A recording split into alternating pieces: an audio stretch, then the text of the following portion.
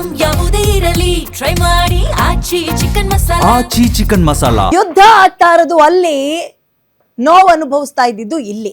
ಕೊನೆಗೂ ಕೂಡ Indira ಕ್ಯಾಂಟೀನ್ಗಳಿಗೆ gas cylinder ಸಿಕ್ಕಿದೆ. ಬಂದಾಗಿದ್ದ ಎಲ್ಲ ಇಂದಿರಾ ಕ್ಯಾಂಟೀನ್ಗಳು ಈಗ ರೀಓಪನ್ ಆಗ್ತಾ ಇದಾವೆ ಇವತ್ತಿನಿಂದ. ನಿನ್ನೆ ತಡರಾತ್ರಿ ಎಲ್ಲ ಇಂದಿರಾ ಕಿಚನ್ಗಳಿಗೂ ಗ್ಯಾಸ್ ಸಿಲಿಂಡರ್ ಪೂರೈಕೆಯಾಗಿದೆ. ಅಭಾವದ ನಡುವೆಯೂ ಕೂಡ ಜಿಬಿಎ ನೇತೃತ್ವದಲ್ಲಿ ಸಿಲಿಂಡರ್ ಪೂರೈಕೆಯಾಗಿದೆ. ಪ್ರತಿ ಇಂದಿರಾ ಕ್ಯಾಂಟೀನ್ಗೆ ತಲಾ 15 ಗ್ಯಾಸ್ ಸಿಲಿಂಡರ್ಗಳನ್ನ ಜಿಬಿಎ ಪೂರೈಸಿದೆ. ಈಗ ಇಂಡಿಯನ್ ಆಯಿಲ್ ಕಾರ್ಪೊರೇಷನ್ ನಿಂದ ಇಂದಿರಾ ಕ್ಯಾಂಟೀನ್ ಗ್ಯಾಸ್ ಸರಬರಾಜು ಆಗಿದೆ. ಇವತ್ತಿನಿಂದ ಎಂದಿನಂತೆ ಕಾರ್ಯನಿರ್ವಹಿಸುತ್ತವೆ. ಇಂದಿರಾ ಕ್ಯಾಂಟೀನ್ ಗುತ್ತಿಗೆ ಕಂಪನಿಗಳ ಮನವಿ ಮೇರೆಗೆ ಐಒಸಿ ಜೊತೆಗೆ ಸಭೆ ಮಾಡಿದ್ರು ಜಿಬಿಎ ಅವರು. ಸಭೆಯಲ್ಲಿ ಇಂದಿರಾ ಕ್ಯಾಂಟೀನ್ಗೆ ಗ್ಯಾಸ್ ಕೊಡೋಕೆ ಐಒಸಿ ಒಪ್ಕೊಂಡಿದ್ರು. ಅದರಂತೆ ಇದೀಗ ನಗರದ ಎಲ್ಲ ಇಂದಿರಾ ಕ್ಯಾಂಟೀನ್ಗೂ ಗ್ಯಾಸ್ ಪೂರೈಕೆಯಾಗಿದೆ.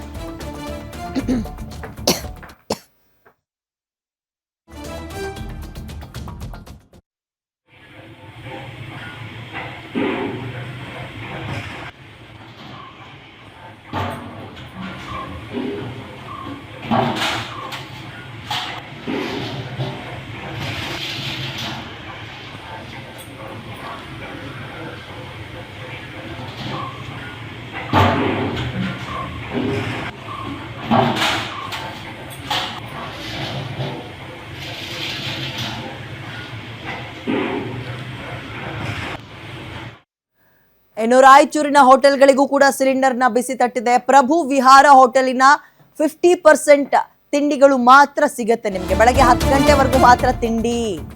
ಅಲ್ಲಿ ದೋಸೆ ಸ್ಪೆಷಲ್. 10 ಗಂಟೆ ನಂತರ ಬಂದವರಿಗೆ ದೋಸೆನೂ ಇಲ್ಲ, ಪೂರಿನೂ ಇಲ್ಲ. ಸಿಲಿಂಡರ್ ಸಮಸ್ಯೆಯಿಂದ ಮಧ್ಯಾಹ್ನದ ಊಟಕ್ಕೆ ಚಪಾತಿ ಇಲ್ಲ. ಮುಂದೆಯೂ ಇದೇ ಸಮಸ್ಯೆ ಆದರೆ ಸೌದೆ ಒಲೆಯ ಗತಿ ಅಂತ ಇದ್ದಾರೆ. ಆ ಪ್ರಭು ವಿಹಾರ ಅನ್ನೋ ಹೋಟೆಲ್ ಇದೆಯಲ್ಲ, ಅದು ದೋಸೆಗೆ ಒಂದು ಫೇಮಸ್ ಹೋಟೆಲ್ ಅಂತೆ. ಬಟ್ ಈಗ ಟೈಮಿಂಗ್ಸ್ ಅವ್ರು ಮಾಡ್ತಾ ಇರೋದು 10 ಗಂಟೆ ಮೇಲೆ ಬಂದರೆ ತಿಂಡಿ ಗಿಂಡಿ ಸಿಗಲ್ಲ. ಆಮೇಲೆ ಮಧ್ಯಾಹ್ನ ಊಟಕ್ಕೆ ಅನ್ನ ಸಾಂಬಾರು ಚಪಾತಿ ಎಲ್ಲ ಇರ್ತೈತಲ್ಲ, ಚಪಾತಿ ಕ್ಯಾನ್ಸಲ್. ಅಂದರೆ ಮೆನುವಿನಲ್ಲಿ ಬದಲಾವಣೆ ಮಾಡಿಕೊಂಡು ಹೆಂಗೋ ಸರಿ ದುಗಿಸ್ಕೊಂಡು ಹೋಗ್ಬೇಕಲ್ಲ. ಈ ಕುರಿತು ಆ ಹೋಟೆಲ್ನಿಂದ ನಮ್ಮ ರಿಪೋರ್ಟರ್ ಅನಿಲ್ ಪ್ರತ್ಯಕ್ಷ ವರದಿ ಕೊಟ್ಟಿದ್ದಾರೆ, ನೋಡೋಣ. ಇರಾನ್ ಮತ್ತು ಇಸ್ರೇಲ್ ಯುದ್ಧದ ಹಿನ್ನೆಲೆಯಲ್ಲಿ ಸಾಕಷ್ಟು ರಾಜ್ಯಕ್ಕೆ ಕಮರ್ಷಿಯಲ್ ಸಿಲಿಂಡರ್ಗಳ ಅಭಾವ ಕೂಡ ಎದುರಾಗಿರುವಂಥದ್ದು. ಈ ಹಿನ್ನೆಲೆಯಲ್ಲಿ ಕೆಲವು ಹೋಟೆಲ್ಗಳಲ್ಲಿ ಕೂಡ ಬಂದ್ ಮಾಡಿದರೆ, ಇನ್ನೊಂದು ಕೆಲವು ಹೋಟೆಲ್ಗಳಲ್ಲಿ ಕೂಡ ಬರೀ 50% ಟಿಫಿನ್ ಕೂಡ ರೆಡಿ ಮಾಡಿ ಸಾರ್ವಜನಿಕರಿಗೆ ಒಂದು ಸರ್ವಿಸನ್ನು ಕೊಡ್ತಾ ಇರುವಂಥದ್ದು. ಇವತ್ತು ನಾವು ರಾಯಚೂರು ನಗರದ ಪ್ರಭು ವಿಹಾರ್ ಹೋಟೆಲ್ದಲ್ಲಿದ್ದೀವಿ. ನಿಮ್ಗೆ ಒಂದೊಂದಾಗಿ ತೋರಿಸ್ತಾ ಹೋಗ್ತೀನಿ. ಯಾಕಂದರೆ ಯುದ್ಧ ನಡೆದಂಥ ಹಿನ್ನೆಲೆಯಲ್ಲಿ ಸಾಕಷ್ಟು ಕಮರ್ಷಿಯಲ್ ಸಿಲಿಂಡರ್ಗಳು ಸಾಕಷ್ಟು ಅಭಾವ ಇರುವಂಥ ಹಿನ್ನೆಲೆಯಲ್ಲಿ ಹೋಟೆಲ್ಗಳನ್ನು ನಡೆಸೋದಕ್ಕೆ ಕೂಡ ಸಾಕಷ್ಟು ತೊಂದರೆ ಆಗ್ತಾ ಇರುವಂಥದ್ದು. ಇದರಿಂದಾಗಿ ಒಂದು 12 ಗಂಟೆವರೆಗೆ ಕೂಡ ಇಲ್ಲಿ ದೋಸೆ ಮತ್ತು ಕೆಲವು ಎಣ್ಣೆ ಪದಾರ್ಥಗಳನ್ನು ಕೂಡ ಬಂದ್ ಮಾಡಲಾಗುತ್ತೆ ಅನ್ನುವಂಥದ್ದು ಇಲ್ಲಿರುವಂಥ ಹೋಟೆಲ್ ಮಾಲೀಕರು ಕೂಡ ಮಾಹಿತಿ ನೀಡಿರುವಂಥದ್ದು. ಇನ್ನು ಚಪಾತಿ ಆಗಲಿ ಪೂರಿ ಆಗಲಿ 10 ಗಂಟೆಗೆ ಬಂದ್ ಮಾಡುವಂಥ ಪರಿಸ್ಥಿತಿ ಕೂಡ ಇಲ್ಲಿ ಹೋಟೆಲಲ್ಲಿ ಎದುರಾಗಿರುವಂಥದ್ದು. ಇದು ಸಮಸ್ಯೆ ನೇರವಾಗಿ ಕಮರ್ಷಿಯಲ್ ಸಿಲಿಂಡರ್ ಆಗಿರುವಂಥದ್ದು.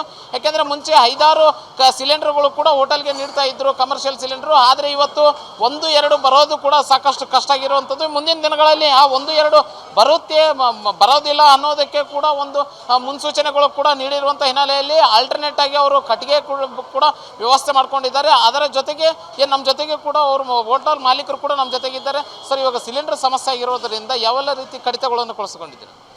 ಮೊದಲು ಬ್ರೇಕ್ಫಾಸ್ಟ್ ಟಿಫಿನನ್ನು ಬೆಳಗ್ಗೆ 7ರಿಂದ 10 ಗಂಟೆಗೆ ಇಡ್ತಿದ್ದೀವಿ. ಈಗ ಗ್ಯಾಸ್ ಶಾರ್ಟೇಜ್ ಆದ ಸಲುವಾಗಿ ಈಗ 10:30, 11 ಗಂಟೆ ಒಳಗೆ ಬ್ರೇಕ್ಫಾಸ್ಟ್ ಐಟಮ್ ಬಂದ್ ಮಾಡಿಬಿಟ್ಟು ಅಲ್ಲಿ ರೈಸ್ ಐಟಮು ಊಟನ ಇಟ್ಬಿಟ್ಟು ರನ್ ಮಾಡ್ತಾಯಿದ್ದೇವೆ. ಜಾಸ್ತಿ ಎಲ್ಲಿ ಗ್ಯಾಸ್ ಹೋಗುತ್ತೆ ಅಂಥ ಐಟಮ್ ಎಲ್ಲ ಬಂದ್ ಮಾಡಿದ್ದೀವಿ. ಈಗಂತ ಪ್ರಾಬ್ಲಮ್ ಅಂತ ತಲೆ ದೋರ್ಲಿಲ್ಲ, ಅಷ್ಟೇನು ಪ್ರಾಬ್ಲಮ್ ಇಲ್ಲ. ಏನೋ ಕೊಡ್ತಾ ಇದ್ದಾರೆ 2-3 ಸಿಲಿಂಡ್ರು, ಹಾಗೇ ರನ್ ಮಾಡ್ತಾಯಿದ್ದೇವೆ. ಏನು ಗ್ಯಾಸ್ ಮೇಲೆ ಒಂದು 200-300 ರೂಪಾಯಿ ಜಾಸ್ತಿ ಆಗಿದೆ ಅಂತೇಳಿ ನಾವು ತಿಂಡಿ ಮೇಲೆ ಒಂದು ಪೈಸೆನೂ ನಾವು ಜಾಸ್ತಿ ಮಾಡಲಿಲ್ಲ. ಅದೇ ಕ್ವಾಲಿಟಿ, ಅದೇ ರೇಟು, ಅದೇ ಕ್ವಾಂಟಿಟಿ, ಅದೇ ಸರ್ವೀಸು, ಅದನ್ನೇ ಕಂಟಿನ್ಯೂ ಯಾವಾಗ ಮೊದಲು ಹೆಂಗಿತ್ತು ಈಗಲೂ ಅದೇ ಕೊಡ್ತಾಯಿದ್ದೀವಿ. ತೊಂದರೆ ಆಗಿದೆ, ಜನರಿಗೆ ತೊಂದರೆ ಆಗಿದೆ. ಕೆಲವು ಹೋಟ್ಲು ಸಣ್ಣ ಪುಟ್ಟವರಿಗೆ ತೊಂದರೆ ಆಗಿದೆ.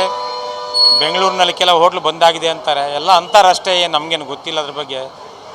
ರಾಯಚೂರಲ್ಲಂತೂ ಯಾವ ಹೋಟ್ಲು ಬಂದಾಗಿಲ್ಲ ಇದುವರೆಗೆ. ಏನೋ ಹಂಗೆ ನಡೆಸ್ತಾ ಇದ್ದಾರಲ್ಲ. ಯಾವ ದೇಶದಲ್ಲಿ ಏನು ಮಾಡಲಿಕ್ಕಾಗಲ್ಲ. ಆ ಯುದ್ಧ ನಿಲ್ಲಬೇಕು, ಪ್ರಾಬ್ಲಮ್ ಸಾಲ್ವ್ ಆಗಬೇಕು ಅಷ್ಟೇ. ಮತ್ತೆ ಅದು ಬಿಟ್ಟು ಮತ್ತೇನಿಲ್ಲ. ಇದಿಷ್ಟು ಇಲ್ಲಿ ಹೋಟೆಲ್ ಮಾಲೀಕರಾದಂಥ ಮಾತಾಗಿರುವಂಥದ್ದು. ನಾವು ಮುಂದಿನ ದಿನಗಳಲ್ಲಿ ಗ್ರಾಹಕರ ಮೇಲೆ ಯಾವುದೇ ರೀತಿಯಾದಂಥ ಹೊರೆ ಹಾಕೋದಿಲ್ಲ. ಯಾಕಂದರೆ ಒಂದು ಸಿಲಿಂಡರ್ ಮೇಲೆ 200-300 ರೂಪಾಯಿಯನ್ನು ಇದು ಜಾಸ್ತಿ ಮಾಡಿರುವಂಥದ್ದು. ಆದರೆ ನಾವು ಗ್ರಾಹಕರಿಗೆ ಹೊರೆ ಮಾಡೋದಿಲ್ಲ ಅನ್ನುವಂಥದ್ದು ಹೋಟೆಲ್ ಮಾಲೀಕರ ಮಾತಾಗಿರುವಂಥದ್ದು. Anil Kumar, guarantee news, Raichur.